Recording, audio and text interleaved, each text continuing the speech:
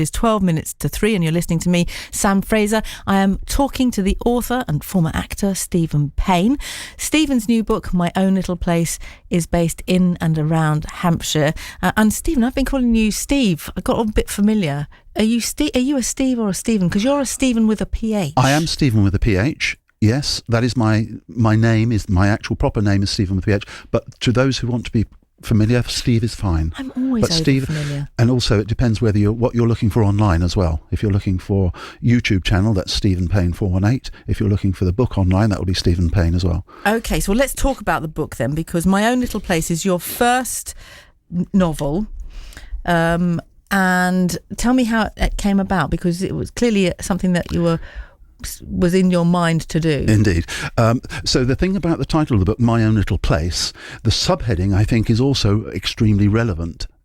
Adventures in the quest to find one's place in life. Well, I mean, that puts much more emphasis on the meaning of the word place there, if you see what I mean. Absolutely. Yeah. And of course, that's what you've been doing all your adult life. Oh, you've spotted questing. The link. Yes. So tell me a little bit about where it came from. Okay. So I was not intending to write a book, but one day I was in a place and I was introduced to a person, and I thought, I've got the thread of an idea for writing something here. And so later that day, I wrote down on a sheet of A4 paper or pad of A4 paper and Googled a bit about the history of it. And that's how it started.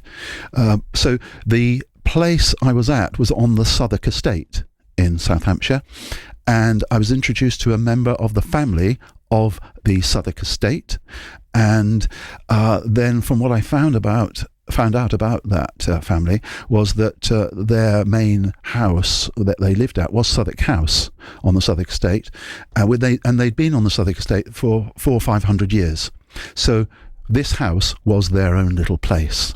And then World War II was obviously a national problem, and the government wanted to commandeer the Southwark House from the family, and they did so.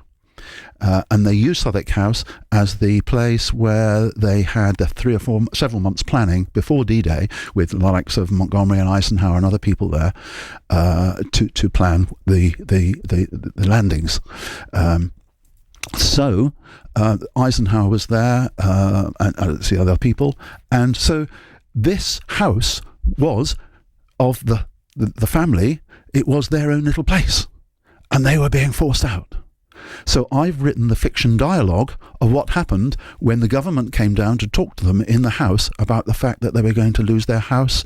They had to find somewhere else to live, and they were going to lose the house. Okay. And that's how it started. So that means we've got a sort of a story that's set in the past, and set in lots of different locations, because I've got here adventures drawn from the US Rockies to the East Coast, a car chase, grenades, the world's conflicts of interest play out in London. Okay. That's a lot. So you want me to put that into context for you? Okay.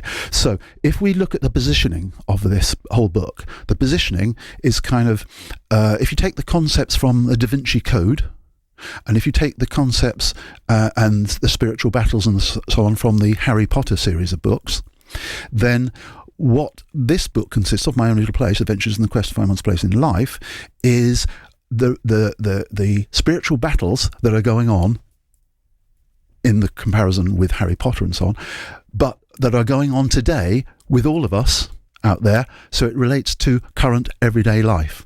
And so what happens is, after we've established this idea of My Own Little Place, of the family that was at Southwark, it then goes on to the development of the characters, the two characters in the story. Brona, who is an Irish girl who went to an Irish convent school, didn't exactly like that very much, and she had a great friend in Mrs. Doyle, who was the mobile librarian, who gave her an education outside of that.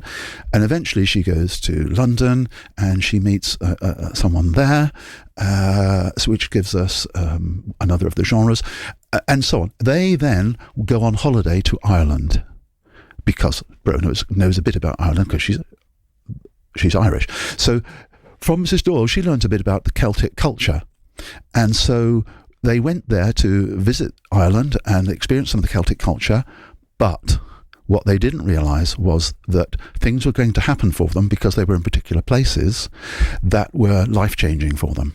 Oh, do you know, I feel, Steve, that a TV series coming on. I hope there's a producer listening.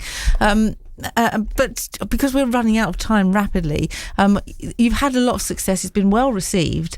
Tell me a little bit about your book signing at the Southwark Revival. Okay, we had 2 days at the book signing there, and it was very, very successful, very, very, very productive. But one of the things that the organisers this year did was to invite the grandchildren of Montgomery Eisenhower to the Southwark Revival, and they spoke, and I had the privilege of giving a copy of the book in which General Eisenhower features to the granddaughter of General Eisenhower, Susan Eisenhower. How extraordinary. She has a copy. She's taken it back to the USA. And so I regard that as a major... What a huge thing. A major thing. I'm a bit emotional about that, so I can't talk about that anymore. Your eyes have welled up. Your sparkling blue eyes are sparkling a little bit more with the tears. But that's lovely. How lovely. And what a wonderful tribute to your first book. Thank you. Just to say, how long did it take you to write, and what's the next plan? Okay, I started writing Christmas Day 2019, and then of course COVID came along later on, so there was no pressure on me. I didn't even know I was going to turn it into a book. And I got to March last year, 2023, and I counted my words, and there's about 27,000 words. Then I found out that I needed to write 80,000 for a first novel. So between March last year and June last year, I wrote the remaining words to take it up to 80,000. As a result of editing during the autumn, it then went up to 88,000, which is what you've got here. I am already a third of the way into My Own Little Place 2, which will be due out in February 25. So people who haven't seen or read or heard or the book so far, I've only got 6 months to get it, buy it and read it before the follow-up, My Own Little Place 2, comes out. Fantastic. It sounds like you're going to be prolific. Well, Stephen, I'm super excited for you. If people want a copy of the book, how do they get hold of it? Well, if they go to...